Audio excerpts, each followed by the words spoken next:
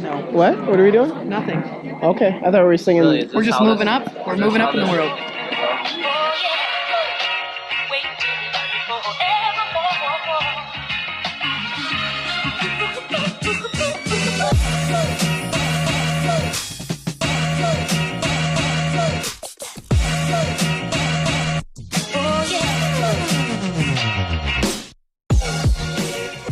I'm going to get started by showing you a little video I have here. Then I'm going to ask why you think I showed this video at the very beginning. I think it's an important message for you to understand if you are going to start a show or an event program, if you already have one and you want to maximize those efforts. I think it's important for you to see this and see why it makes so much sense, not for us only, but also our customers. I'm Rich Farini. And I'm Dawn Farini. We live in Frankfort, Michigan. We had single pane, original 50-year-old windows replaced with the modern double pane windows. There's 13 windows, including the big picture window in the front. There was a home show at the Benzie County High School. So we just went over there to pick up some free food and maybe get some ideas.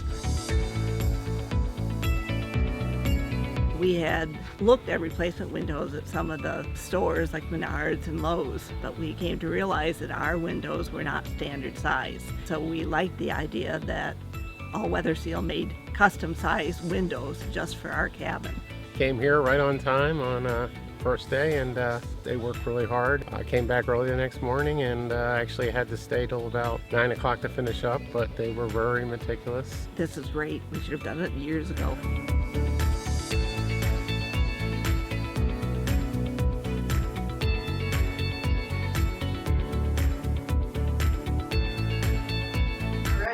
That's wrapping up. Can anybody guess why I wanted to show you that video at the very beginning? They didn't go to the show. Amen. They did not go to the show looking for windows or siding or roofing or anything else.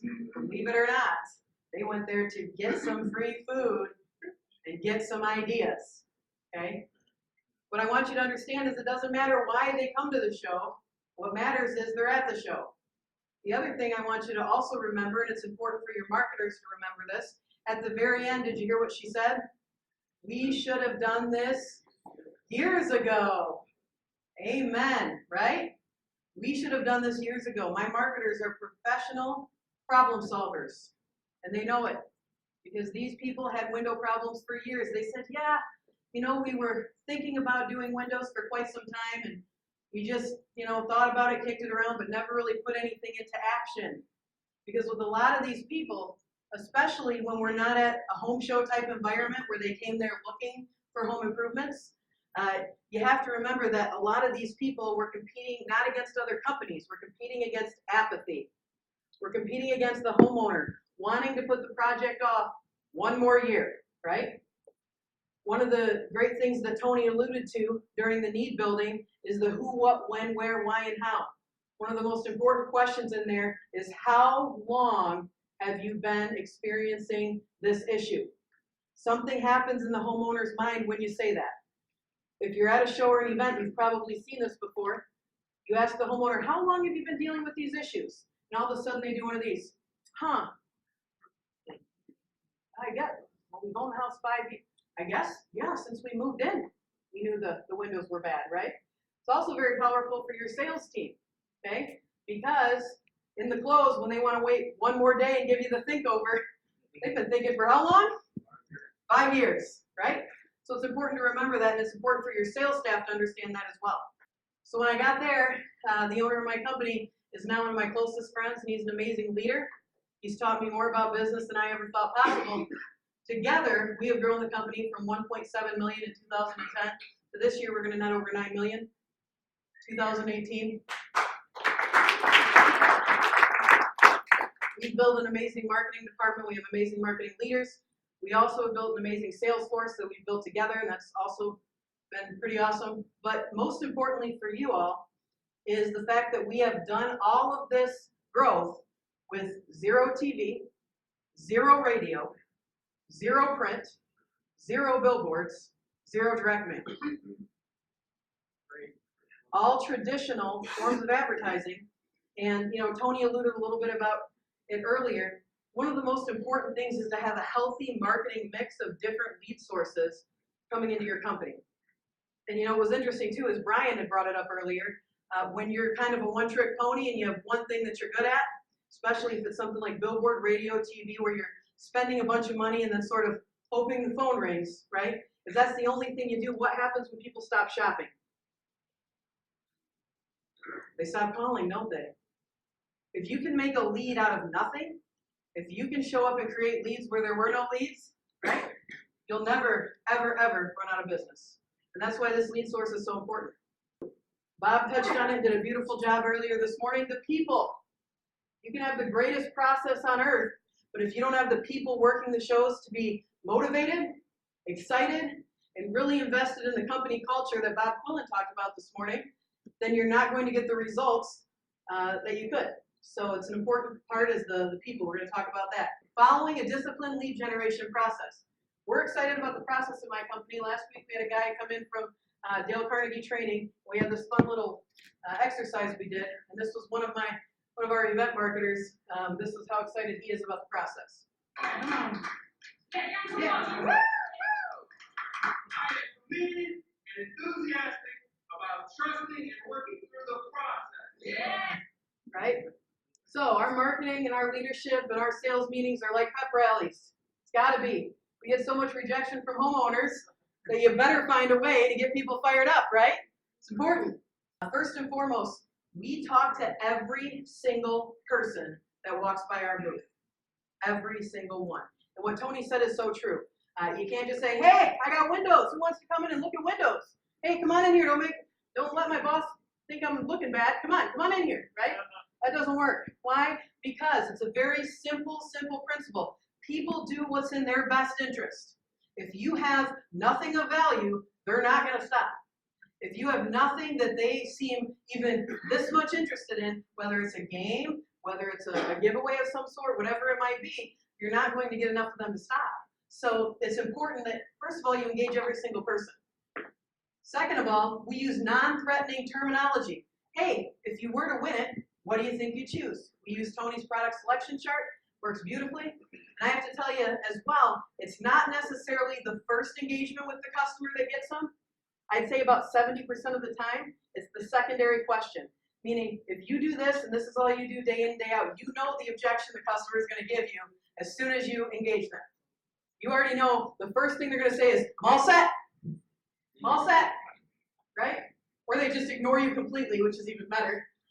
We just chase them down the aisle. No, well, sometimes, depends. But specifically, we're all set. No, I already had all that done. Oh, I already have windows. And I'm, wow, you guys already have windows? Imagine that. We already have a roof. Really? There's not a big gaping hole on top of your house? Serious? You got a roof already? You're kidding me, right? Because again, you have to remember the customer hears about 10% of what you're going to say. So it's got to be concise. It's got to be to the point. The first thing we try and do is engage them with either a game, which I'm going to go over in a minute. We do all kinds of different games in our booth. But specifically, when people walk by, we'll say, hey, have you guys heard about what we're doing with the big giveaway? Well, no, what's the big giveaway? They heard free, right? I say, well, we're giving away 15 grand in home improvements. We do it every December. It's free dinner. And sometimes they'll go, and I'll say, well, great. Hey, before you go, if you were to win it, though, if I had to check right now, what would you choose? Windows, huh? Imagine that. Now, out of all the things, what makes you pick windows? Need them. Fantastic. This is the easy one. You guys hear that? Said he needs them. Boy, wish you were at every show. That'd be great, right? They are out there. They are junior salespeople, junior closers. I'll tell you what, if we want to talk about recruiting too, there's no better flood of qualified candidates into the sales force than a bunch of marketers that have mastered it. Because they're selling too. They're just selling appointments. But if you think about it, appointments are time. And so time really is just as important, especially in today's market when the average consumer has the attention span of a goldfish. But, Tony also referenced Simon Sinek earlier. Customers will never love a company until the employees love it first. When we talk to every single homeowner at the show, okay, there's no doubt that our employees believe in our solution. We believe absolutely 100% that if you have a window siding or roofing project and you live in our service area, that we are the best possible solution. And therefore, our marketers know that they owe it to the customer to close them. They owe it to the customer for our reps to get in front of them. Because if we don't get them, if somebody else does, and maybe they're not of the same integrity as our company is, we've all heard those stories, right? That's the last thing we would want. And then if 10 years later the customer has to do the project again, and we see them again, we're gonna feel pretty bad that 10 years ago we let them slip through our fingers, right? A couple other things. Part of keeping our employees motivated is an amazing work culture. We pour into our employees.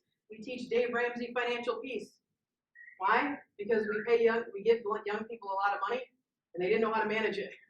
So we can either complain about it or we can be part of the solution, which is let's teach them how, right? We bring in Dale Carnegie. We have the training system that I just showed you guys. We do a lot of fun things that really pour into our employees and let them know how much we're not just developing an events team, but we're developing them as people, kind of like how Bob talked about earlier. It's important because they can go anywhere and get a job. But when they come and they're part of this environment, they sit in the interview and they really realize the opportunity that's in front of them, then you have a whole different employee than just the guy that's here for $10 an hour.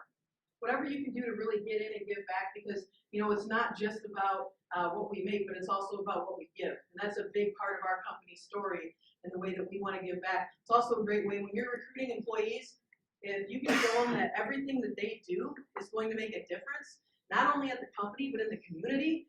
Holy cow, what a great why from the inside. What not to do.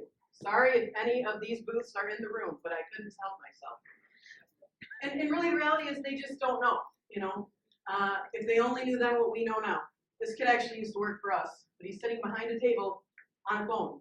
If you'll notice that shows that's what all your competitors are doing and you gotta separate from the herd. This guy here is sitting behind a window and has a fishbowl where he wrote free estimates. He's hoping for the best. Okay. Now, is he going to get a couple leads? Sure. He's at a home show. Of course he will. This guy down here, this is my favorite horror story. It shows an events. He had a table and literature and didn't want to talk to anybody. And everyone says, well, what company is that? I said, that's a great question. We don't know. that should already tell you what you need to know, right? But they only knew then what we know now, right? Managing the leads and numbers. Leads come in 3 different forms for us. At shows and events, I start out with that giveaway and the sweepstakes because I have a call center that operates at a very high level on sweepstakes leads. So we have those sweepstakes leads. The next thing that we have are set appointments that are live and set in person at the show by the event staff, as well as our button up. And then we also have call-to-sets. That means that we tried to set the appointment, but for whatever reason we got shut down. We have all the information except for the appointment time.